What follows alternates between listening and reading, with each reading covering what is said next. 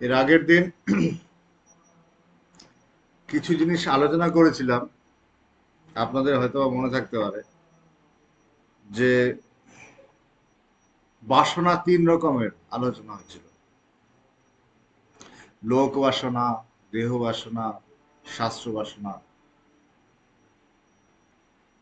মানে এক কথায় বেদান্ত সংজ্ঞামালিকা নিয়ে বসেছিলাম, বসে আলোচনা করছিলাম।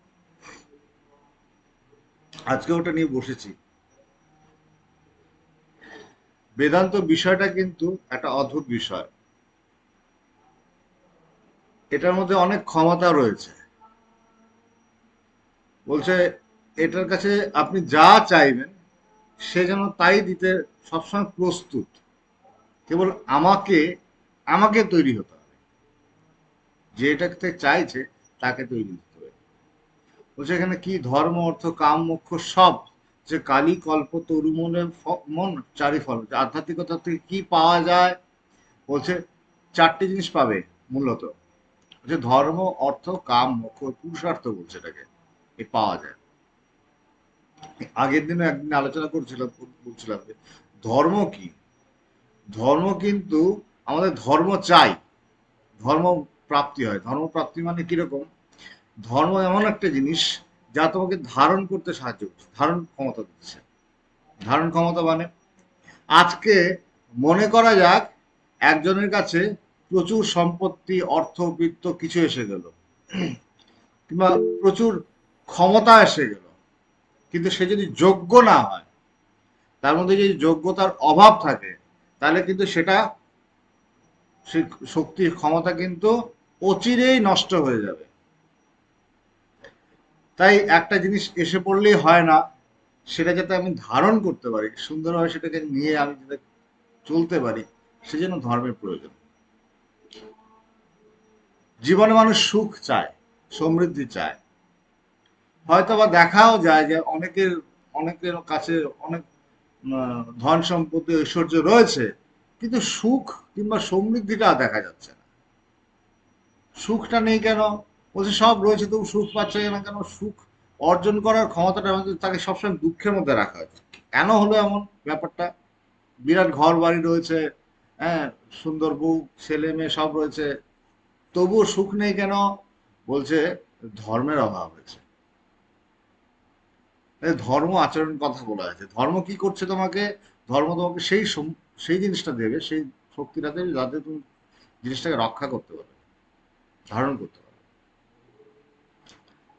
আর এই আধ্যাত্মিক পথে কি, ওই যে বলেছিলাম অর্থ, অর্থ বলতে ধর্ম অর্থ, অর্থ মানে সব ধরনের ঐশ্বর্য, যত ধরনের ঐশ্বর্য হতে পারে, জ্ঞান, বিদ্যা, বুদ্ধি, পাণ্ডিত্য, কিংবা জাগতিক যত ঐশ্বর্য বলছে, হ্যাঁ, অর্থ, টাকা পয়সা যা কিছুই বলছে সবকিছুই আসবে, যশ নাম, আর এটাও আসবে। এবং সঙ্গে সঙ্গে মানে এলেই তো হলো না, সেটা যে থাকে সেজন্য ধর্মের প্রয়োজন, বজায় থাকে যাতে। একটা কিছু পেলেই হলো না, নাম হলো, যশ হলো, যশটা যাতে বজায় থাকে, অপযশ না হয়ে যায়, সেজন্য ধর্মের প্রয়োজন।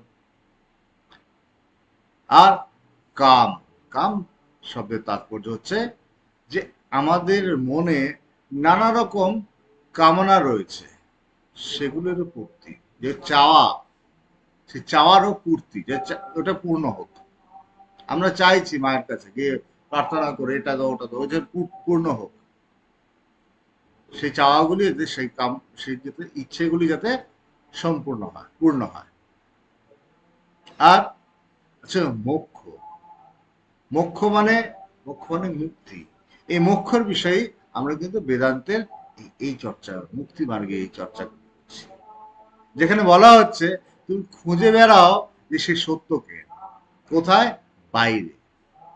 মানুষ জীবনে প্রথমে অশান্তির মধ্যে ঘুরে বেড়ায়, খুঁজছে, বিভিন্ন জায়গায় যাচ্ছে, বিভিন্ন মঠ মন্দিরে তীর্থে তীর্থে ঘুরছে, বিভিন্ন জায়গায় ঘুরছে, ঘুরতে ঘুরতে অশান্ত চিত্তে আর পারছি না পারছি না করতে করতে এমন সময় হঠাৎ করে তার মনে হয় যে কোথাও যদি একটু শান্তিভাবে বসতাম, হয়তো বা পথের ধারে দেখলো একজন কেউ বসে আছে চুপচাপ আপন মনে, সেখানে গিয়ে বসলো, তার সঙ্গে বসে বসে সে এমন কোনো ধন পেয়ে গেল, অমূল্য ধন, সে কিন্তু শান্তি অচিরেই অতি সহজেই পেয়ে গেল।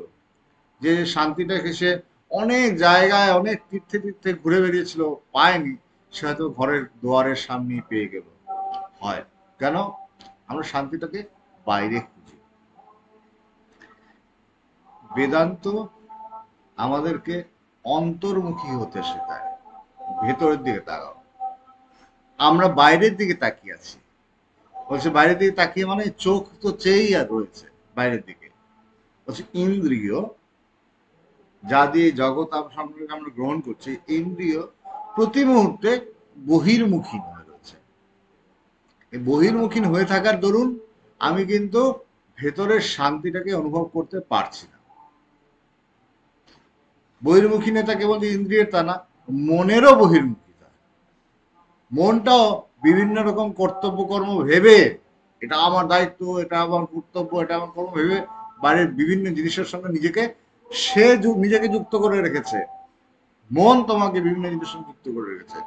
কেউ কারোর সঙ্গে যুক্ত না, কোনো জিনিসের সঙ্গে যুক্ত না, কিন্তু আমরা যুক্ত করে রেখেছি। যুক্ত করে রেখে ভাবছি এটা আমার দায়িত্ব, আমার কর্তব্য, আমার কর্ম। আবার কি প্রিয়জনদের সঙ্গে আমরা কিভাবে যুক্ত? এছাড়া প্রিয়জনদের সঙ্গে কিভাবে যুক্ত, যে তাদের কষ্টে আমরা কষ্ট পাই, তাদের দুঃখে আমরা দুঃখ পাই, তাদের যাতে সফলতা আসে সেই জন্য আমরা সচেষ্ট হই। এভাবেও আমরা মোহ দ্বারাও যুক্ত। এইভাবে এই বাইরের যে জগৎটা রয়েছে, যেটা একটা প্রতারণা বা ভান মাত্র বলছে বেদান্তে, সেটার সঙ্গে আমরা সবসময় নিজেদেরকে সত্য বলে ভেবে এটার সঙ্গে যুক্ত হয়ে রয়েছি। বেদান্ত প্রথমেই বলছে যে এটা থেকে সরে আসো। কেন? বাইরে জগতের কোনো অস্তিত্ব নেই, জ্ঞানেতেই এর অস্তিত্ব। তোমার জ্ঞানটা যখন সৃষ্টি করতে চাইছে সে করলো। খিদেটা তোমার ভেতরে। আজকে তোমার যখন খিদে পেয়েছে, তখন যদি অন্য কেউ খেলো, অন্য কেউ খেতে থাকলে তোমার খিদে মিটবে না। কিন্তু তোমার খিদে মেটানোর জন্য তোমার কাজ কি? তোমার কাজ তোমাকে নিজেকে খেতে হবে। তোমার খাওয়া হলে তখন তোমার খিদার পূর্তি হবে। আমরা বলি না যে ইনি আমার খুব প্রিয়। ভগবান খুব সুন্দর উদাহরণ দিতেন, খুব প্রিয়, খুব ভালো কথা। প্রিয়, তোমাকে আমি খুব ভালোবাসি, তোমাকে ছাড়া আমি থাকতে পারি না, খুব ভালো ব্যাপার। তাহলে সারা রাত ধরে, সারাদিন সারা রাত ধরে তার দিকে চেয়ে থাকো, চোখ বড় বড় করে চেয়ে থাকো, পারবে কি? বলছে না, যখন গভীর রাত হবে, নিদ্রায় ভূত আছে, চোখ আর চেয়ে থাকতে পারছে না, তখন সে প্রিয়তম বলছে যে ও কি হলো, কি হলো, তুমি চেয়ে আছো, তুমি চোখ বুঝে ফেলছো, তুমি চেয়ে থাকো, তুমি তো আমাকে খুব ভালোবাসো। যে না, দূর চাই, সরো, আমি পারছি না, ঘুমোবো, ঘুমে পড়লো। যতই প্রিয় হোক, তখন কিন্তু আমি তাকে বাদ দিয়ে দিচ্ছি। মানে সেই প্রিয়র থেকেও প্রিয়তর, প্রিয়তমর থেকেও প্রিয়তম কিছু রয়েছে, তিনি কোথায় অবস্থিত, তখন চোখ চাইলাম না, ভিতরে দিকে চলে গেলাম। এবং ভিতরে কি হলো? ভিতরে আমার বাইরে, প্রথম কথা হচ্ছে প্রথম বাইরে নেই, ওটা ভিতরে রয়েছে। ভেতর কিভাবে রয়েছে? বলছে ভেতরে যখন মানে চোখ বুজে ফেললাম, তখন কিন্তু মানে জগৎ সংসার দেখা যায় না। এই যে নানা রকম রূপ রং দেখা যাচ্ছে, এটা কিন্তু ঘুমোলে পরে স্বপ্নের মধ্যে একটু আসে, তারপর সেটাও থাকে না।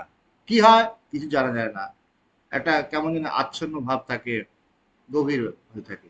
সেখানে আমি কোথায় থাকি? যে তুমি তোমার নিজের সঙ্গেই থাকো।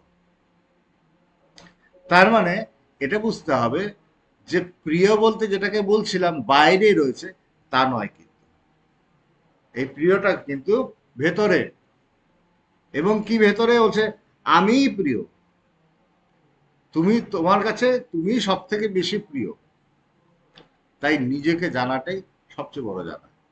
এবং এখানে নিজেকে জানলে পরেই বলছে, বলছে না এক জ্ঞানে সব জ্ঞান। কেন এক জ্ঞানে সব জ্ঞান? বলছে তুমি যা কিছু জানছো, বুঝতে হবে কথাটা কিভাবে হলো, বুদ্ধি দিয়ে বোঝার ব্যাপার। যা কিছু তুমি জানছো, কি দিয়ে জানছো? জ্ঞান ব্যবহার করছো, জ্ঞান সেটাকে প্রকাশ করছে। যেমন এখন সন্ধে হয়েছে, চারিদিকে আমরা দেখছি আলো জ্বালালাম, সব জিনিসপত্র প্রকাশিত হয়ে উঠলো, আমি দেখতে পাচ্ছি।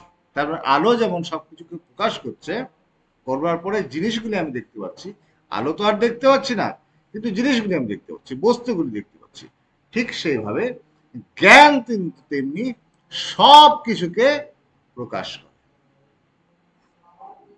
জ্ঞান কি কি জিনিসকে প্রকাশ করে? তুমি যা কিছুই বলো না কেন, যা কিছুই ভাবো না কেন, তোমার মনের মধ্যে একটা ভাবনা এলো, পাশের লোকটা হয়তো জানতে পারবে না, কিন্তু তুমি জানতে পারবে। কিভাবে? না, আমার মনের মধ্যে এই চিন্তাটা এসেছে, কে জানে চিন্তাটা এলো, চিন্তাটাকে কেউ একজন পেছন থেকে প্রকাশ করলেন, সে হচ্ছে জ্ঞান। এই জ্ঞান দ্বারাই কিন্তু সবকিছু প্রকাশিত হচ্ছে।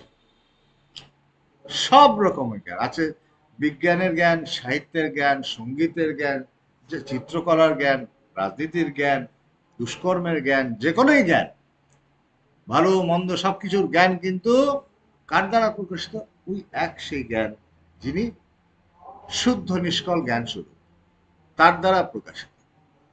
তিনিই যেন সবকিছু করছেন। যেমন জল, জল তো মানে কি? জল মানে হচ্ছে, বলছে বিজ্ঞানে কি বলছে, জল জল বলছে যে H2O, দুটো হাইড্রোজেন মলিকুল, একটা অক্সিজেন, H2O, এই হলো জল। এই জলটাই H2O কোথাও গ্যালাসের জল খাচ্ছি, পেয় জল, কোথাও চানের জল, কোথাও নদীর জল, বিভিন্ন জায়গায় বিভিন্ন জল হচ্ছে। জল তো জল, একটাই জিনিস রয়েছে সেখানে, হাইড্রোজেন আর অক্সিজেনের মিলন, সেটাই সর্বত্র রয়েছে। তা আমি যদি এক এক বিন্দু জলের মধ্যে আমি যদি খুঁজে পাই সেই H2O কে, হাইড্রোজেন আর দুটো হাইড্রোজেন একটা অক্সিজেন, H2O কে খুঁজে পেলাম, তাহলে সব জলকেই কিন্তু জানা হয়ে গেল। আমরা শরীর খারাপ হয়, অসুস্থ হই, ডাক্তারের কাছে যাই, ডাক্তার ব্লাড টেস্ট করতে দেয়, ব্লাডে কি আছে। তো ব্লাড টেস্ট করতে দিলে আমার শরীরের সব রক্তগুলোকে বের করে পরীক্ষা করতে হয় কি? না, এক বিন্দু রক্ত বের করে নিল, এক বিন্দুর মধ্যে পরীক্ষা করে যা পাওয়া গেল, পুরো রক্তের মধ্যে কিন্তু সেই একই জিনিস থাকে। ঠিক সেভাবে বলছে এই এক জ্ঞানকে জানতে পারলে সবকিছু জানা যায়। এই এই এক জ্ঞানকে জানাই ভালো, যার দ্বারা সবকিছুকে জেনে চলেছি। কি করে জানবো সেটা? এটাই কিন্তু বেদান্তের বিষয়। এই পথে যাতে আমরা এগিয়ে যেতে পারি, কিভাবে এই জিনিসটাকে ধারণ করতে পারি, সেটা নিয়ে কিন্তু আমাদেরকে ধীরে ধীরে শাস্ত্র কিংবা গুরু বলে চলেছে। শাস্ত্র কিংবা গুরু কি বলেন? গুরু প্রথম কথা বলেন, গুরু বলেন যে সেই সত্যের কথা, যে সত্যটা এই জগতাতীত সত্য। কারণ জগৎটাকে আমরা সত্য বলে ভেবে নিয়েছি, হচ্ছে গুরু বলছে না, এটা সত্য নয়, এটার থেকেও বেশি সত্য কিছু রয়েছে, সেই সত্যটা এই জগতের অতীতে পারে, জগৎকে অতিক্রম করে কি তুমি তাকে পেতে পারো। কি করে পেতে পারি? গুরু কিংবা শাস্ত্র দেখাচ্ছে। শাস্ত্রের ব্যাপারটা কি জানেন? শাস্ত্র বলছে, শাস্ত্র কাকে জানান? শাস্ত্র কাকে জানাচ্ছেন? শাস্ত্র সে অজ্ঞাতকে জানাচ্ছেন, যা আমরা এই বর্তমান জ্ঞান বুদ্ধি ইন্দ্রিয় দিয়ে জানতে পারছি না, শাস্ত্র জানাচ্ছে। মৃত্যু হলে আমাদের সবার মৃত্যু হবে, ধরে নিচ্ছি। হ্যাঁ, কেন ধরে নিচ্ছ তুমি? তুমি মৃত্যু হবে কারণ তোমাকে বলা হয়েছে। আর দুই নম্বর, আমি দেখছি একজন মৃত্যু হলো, অন্যের মৃত্যু দেখে আমি ভেবে নিচ্ছি এক সময় আমারও মৃত্যু হবে।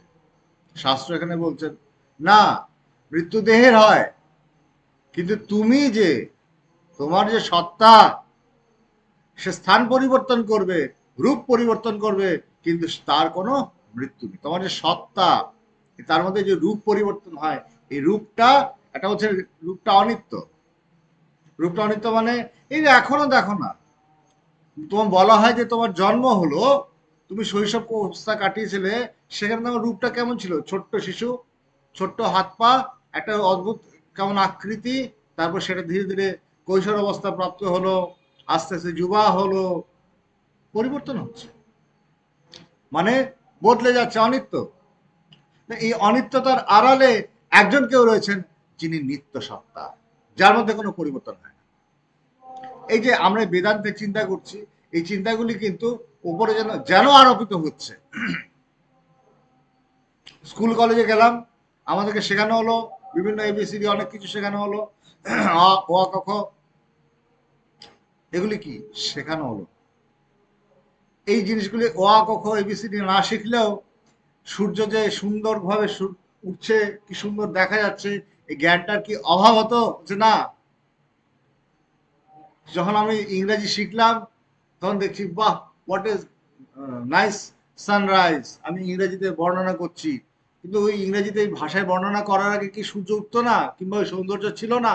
ছিল, আমার দৃষ্টিও ছিল, কিন্তু ভাষা একটা নতুন জিনিস পেলাম, ভাষার জ্ঞান আমি ব্যবহার করে সেই জিনিসটাকে প্রকাশ করার চেষ্টা করছি। বলছে এই যে, বলছে কি হচ্ছে, তোমার কি ব্যাপারটা কি দাঁড়াচ্ছে, ব্যাপারটা বুঝতে হবে যে আমরা কিন্তু প্রতি মুহূর্তে একটা নতুন একটা জিনিসকে গ্রহণ করছি, আমাদের উপর আরোপ করা হচ্ছে। সেই আরোপিত সত্তার আড়ালে একটা নিত্য সত্তা রয়েছে। সেই নিত্য সত্তাটা কি, সেটার সঙ্গে কিন্তু পরিচিত হতে হবে। সেই নিত্য সত্তাটা কিন্তু তুমি নিজে।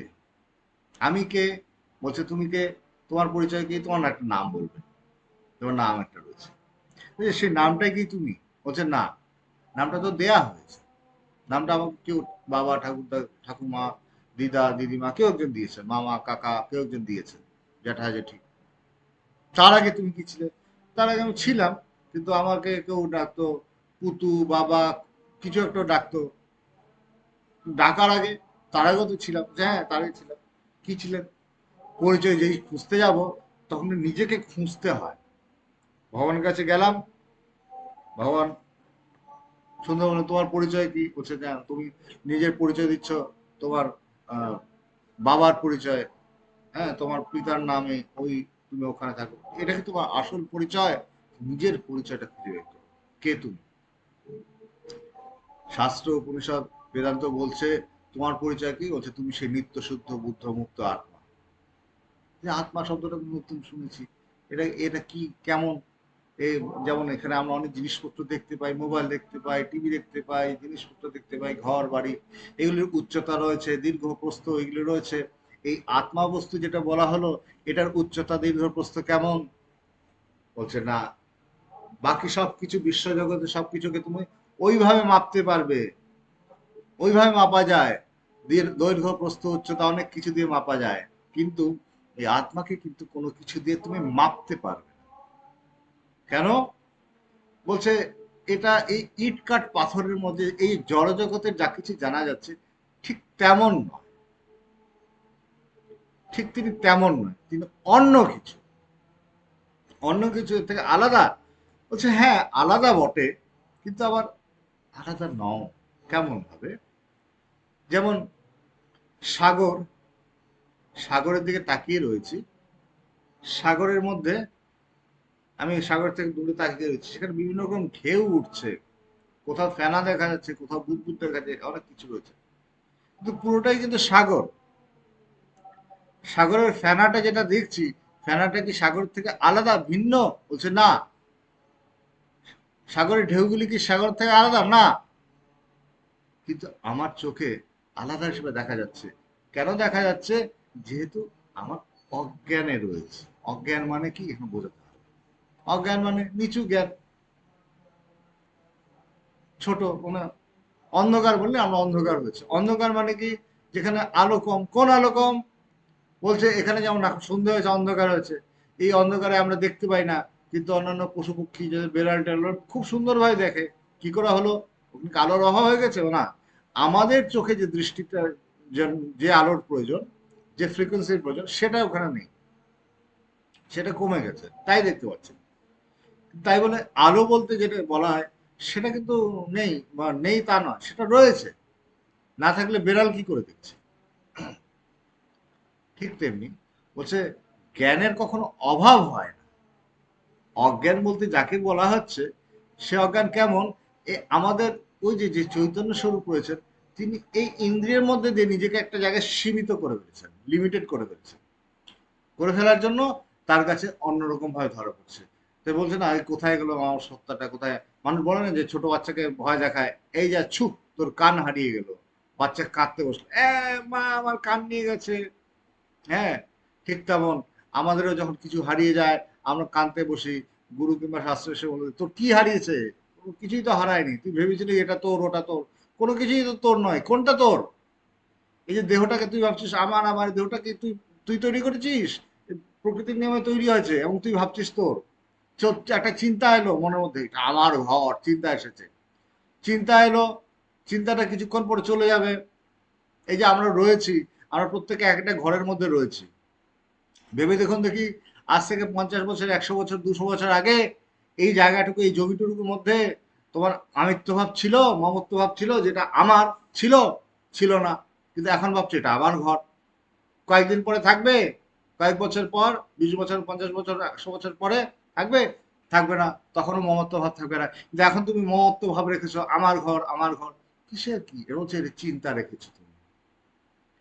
হ্যাঁ, ওরকম কাকে তোমার কান নিয়ে যাওয়ার মতো তুমি নিজের মনের মধ্যে কিছু চিন্তা করেছো, এবং সেই চিন্তাগুলি দিয়ে তোমার কষ্টটাও তুমি পাও। যখন এই জিনিসটার ক্ষতি হলো, এই জিনিসটার ক্ষতি হলো, তাতে তোমার কি ক্ষতি হয়েছে? তোমার তো কোনো ক্ষতি হয়নি, কিন্তু জিনিসটার ক্ষতি হচ্ছে। জিনিসটা তো নিজের নিয়মের সৃষ্টি, প্রকৃতির নিয়মের সৃষ্টি হচ্ছে, প্রকৃতির নিয়মে ধ্বংস হয়ে যাবে। কিন্তু তুমি যখন এটার সঙ্গে জড়িয়ে পড়ছো, বলছে "এহ, আমার জিনিস হারিয়ে গেল"। তোমার আবার কোনটা জিনিসে, কোনটা তোমার জিনিস? সে এখানে আমাদের হচ্ছে ভ্রম, আমাদের ভ্রম সৃষ্টি হচ্ছে। আমাদের বলছে এই ভ্রম থেকে বেরিয়ে আসো, তুমি নিজেকে জানো, নিজেকে সেটা বোঝার চেষ্টা করো। তুমি দেহ নও, তুমি মন নও, তুমি বুদ্ধি নও, তুমি অহংকার নও। বলছে না হম না হম, বলছে কে? চিদানন্দ রূপ শিবহম শিবহম, এগুলি আমি নই, এগুলি আমি নই। তুমি কে? নিজেকে খোঁজো, এই বেদান্ত পরিচয় দিচ্ছে।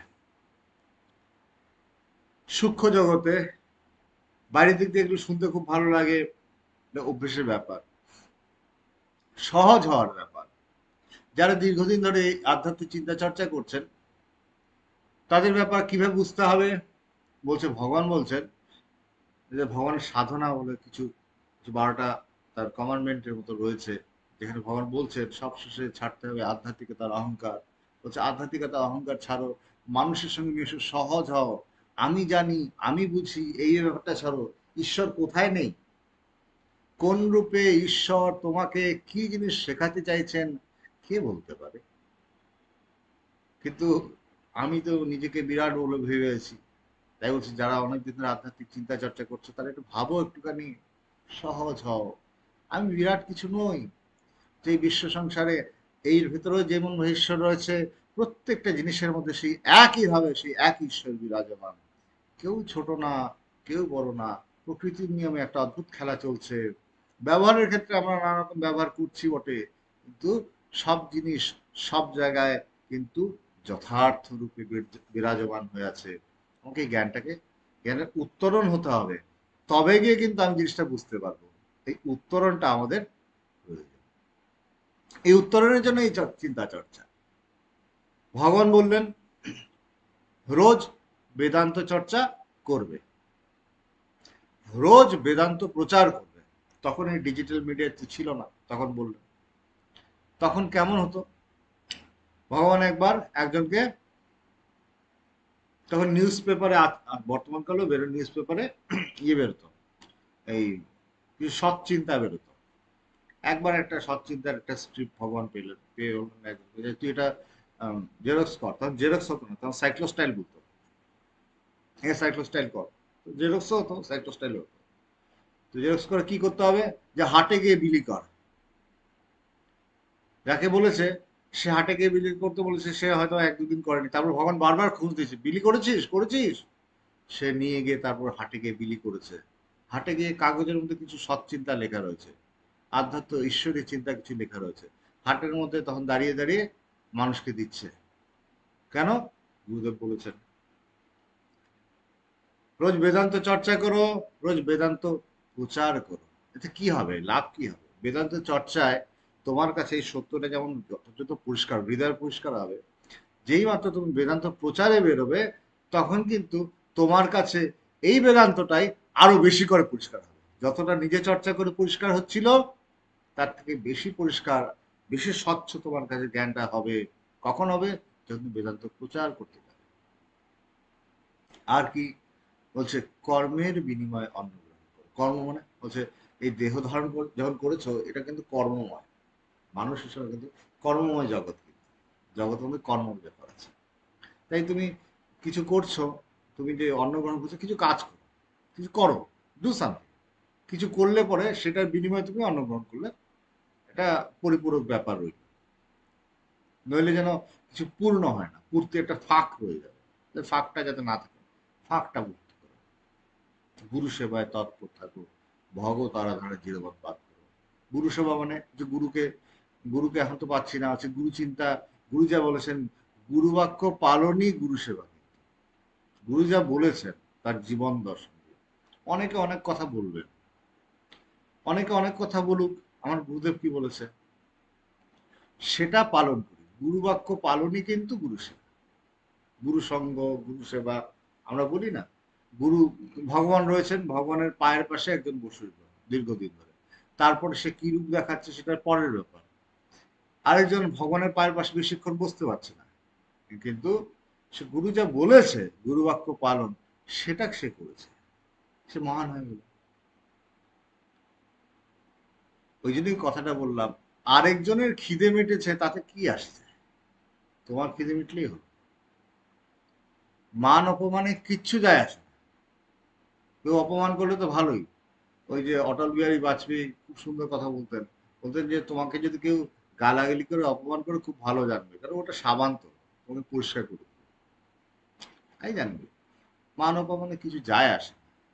তুমি কি করতে হবে যেটা নির্দেশ দেয়া আছে, হ্যাঁ, ভগবানের 5টা দিব্য নির্দেশ রয়েছে। গুরু সেবায় তৎপর থাকো, ভগবত আরাধনায় জীবন পাত করো, যে ভগবানকে নিয়ে জীবনটা কাটিয়ে দাও।